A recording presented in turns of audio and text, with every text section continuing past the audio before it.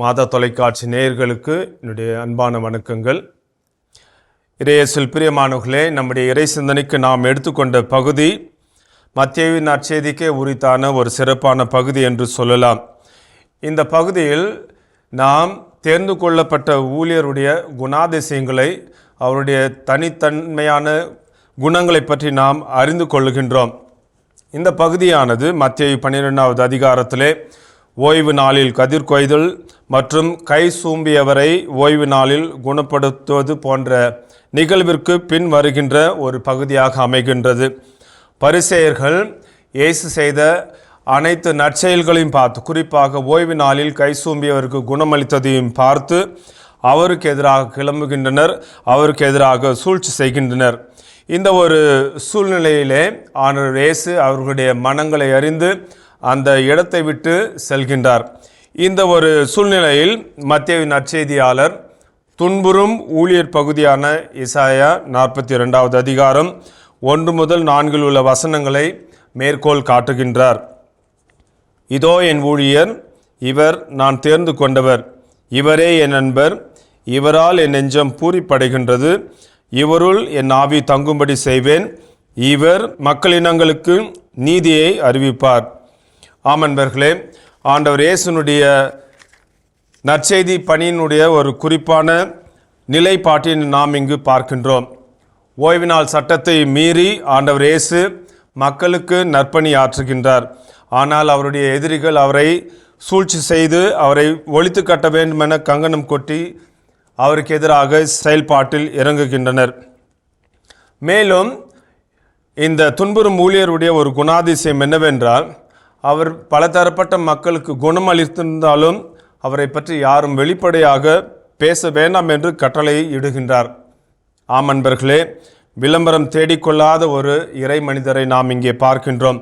அதாவது மனித மதிப்பீடுகளெல்லாம் கடந்து இறைவனுடைய பணியை இறைவனுக்காக மக்கள் மத்தியிலே ஆண்டவர் இயேசு பணியாற்றுவதை நாம் இங்கு தெரிந்து கொள்கின்றோம். ஆகவே மத்தேயு நற்செய்தியாளரை பொறுத்தவரை இயேசுனுடைய வல்ல செயல்களை பற்றிய ஒரு இரகசிய காப்பை நாம் இங்கு காண்கின்றோம். குறிப்பாக அவருடைய வல்ல செயல்களை பற்றி பகட்டுக்காக, அவரை பற்றி மக்களிடத்திலே பெருமை கொள்வதற்காக யாரும் எடுத்துரைக்க வேண்டாம் என்பதிலே கண்ணும் கருத்துமாக இருக்கின்றார். ஏனென்றால் நம் ஆண்டவர் இயேசு இந்த உலகத்திற்கு வந்ததன் காரணம் தந்தையாக இறைவனுடைய திட்டத்தை இந்த உலகத்திலே செயல்படுத்துவது. மேலும் அதற்கு எதிராக இருக்கின்ற மனித மதிப்பீட்டிற்கு இணையாக இருக்கின்ற தற்பெருமையை அவருடைய தன்னுடைய நற்செய்தி பணியிலே ஒரு நாளும் கண்டதில்லை என்று நாம் பார்க்கின்றோம். இந்த ஒரு செயல்பாட்டினை நாம் மார்க் 1:25 மற்றும் 43, மேலும் 3:12, 7:24 வாசிக்கின்றோம். இந்த தீ ஆவியை பிடித்தவரை அந்த தீ ஆவி அந்த மனிதரை விட்டு வெளியேறுகின்றது. ஆண்டவர் இயேசு அந்த தீ ஆவிக்கு கட்டளையிடுவார், வாயை மூடு, இவரை விட்டு வெளியே போ என்று அதட்டினார் என்று பார்க்கின்றோம். மேலும் அந்த தொழு நோயாளர்கள் குணமடைந்த பகுதியிலே பார்க்கின்றோம். 1:43 ஆண்டவர் இயேசு சொல்லுவார், இதை யாருக்கும் சொல்ல வேண்டாம் என்பதை பற்றி கவனமாக இருங்கள் என்று. மார்க் 3:12 நாம் பார்க்கின்றோம், திரளான மக்களுக்கு பணிபுரிந்து வருகின்ற அந்த ஒரு சூழ்நிலையில் தீ ஆவிகள் அவரை பற்றிய வெளிப்பாட்டினை நிறைவாக கொடுக்கும். நீரே இறைமகன் என்று அந்த அசுத்த ஆவிகள் கத்துகின்ற பொழுது 12வது வசனத்திலே நாம் பார்க்கின்றோம், அவரோ தம்மை வெளிப்படுத்த வேண்டாம் என அவற்றிடம் மிக கண்டிப்பாக சொல்கின்றார். மேலுமாக 7வது அதிகாரத்திற்கு வருகின்ற பொழுது 7:24 நாம் பார்க்கின்றோம், கனானிய பெண்ணின் சந்திப்பிற்பின் வருகின்ற ஒரு பகுதி. அங்கே நாம் பார்க்கின்றோம், ஆண்டவர் இயேசு ஒரு வீட்டில் தங்கியிருக்கின்றார். ஆனால் தாம் அந்த வீட்டில் அங்கிருப்பது எவருக்கும் தெரியாமல் இருக்க வேண்டும் என விரும்புகின்றார்.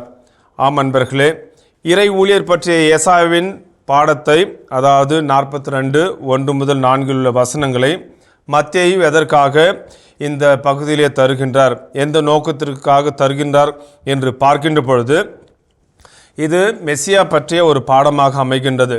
மேலும் இந்த மெசியா காட்டிய ஒரு புதிய நீதிமுறை, அவர் வெளிப்படுத்திய ஒரு எளிமை ஆகிய அனைத்துமே ஏசாயா இறைவாக்கினருடைய நிறைவே என்பதை மத்தேயு சுட்டி காட்ட விரும்புகின்றார்.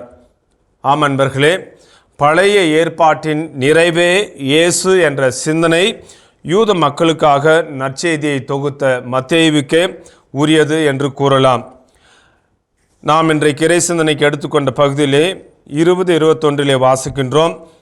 நெறிந்த நாணலை முறியார், புகையும் திரியையும் அணையார் என்ற வாக்கு வலிமையற்றோரை குறிப்பாக இயேசு உற்சாகப்படுத்தி அவர்களை மாண்புற செய்கின்றார்.